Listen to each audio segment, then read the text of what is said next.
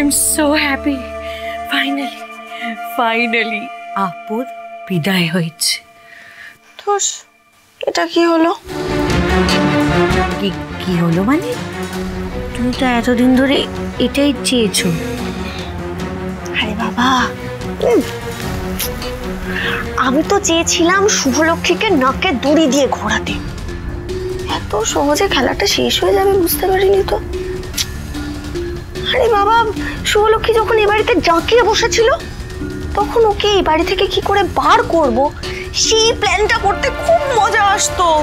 এখন তো ওই বাড়ি থেকে চলে যাবার পর মনে হচ্ছে আমার লাইফের পারপাসটাই শেষ হয়ে গেল। এখন উল্টে কি হলো, এই গোষ্ঠীর সবার কাজের দায়িত্ব আমার উপর। ভালো লাগে না মোহনা। কি? এখন কিন্তু তুই এই বাড়ির বউ, তাই এই বাড়ির জন্য কিছু কাজ করা তো রেসপন্সিবিলিটি। নিকুচি করেছে রেসপন্সিবিলিটি। দাদা, আমি মোহনা সেন, ভুলে যাচ্ছিস? আমি কাজ করতে নয় করাতে ভালোবাসি। আর দেখিস না এই সমিতটাকে যেমন ভাবে নিজের হাতের মুঠোয় করেছি, এই গোটা পরিবারটাকে আমার হাতের মুঠোয় করে নেব।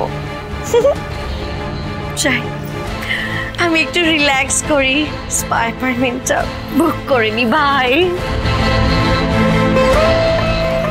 মোহনা, হ্যাঁ আমার কথা মন দিয়ে শোন। তোর প্ল্যানের বিষয়ে সব কথা লোনার সামনে আলোচনা করিস না। কার মনে কি চলছে আমরা জানি না, এই মুহূর্তে কাউকে বিশ্বাস করা যাবে না। দাদা রিল্যাক্স, ডোনা আমার দলেরই লোক।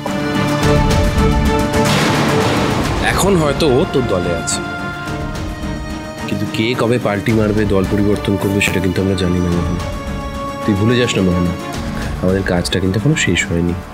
তাই যতদিন না আমাদের কাজ শেষ হচ্ছে সকলকে হাতে রাখতে হবে। বুঝলাম, ম্যানেজ করে নেবো ওটা। তুই আমাকে একটা হেল্প কর না, মানে দেখ তোর তো অনেক সোর্স, সেই সোর্স খাটিয়ে একটু একটু জান না যে শুভলক্ষ্মী এখন এক্স্যাক্টলি কোথায় আছে, সেটা একটু একটু একটু ট্রেস কর না প্লিজ।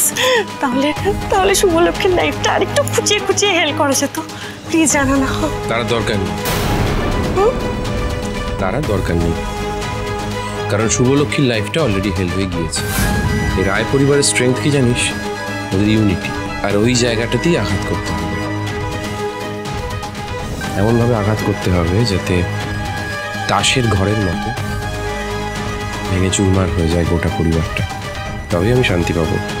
তাড়াহুড়ো করিস না, অপেক্ষা কর, দেখ দেখ।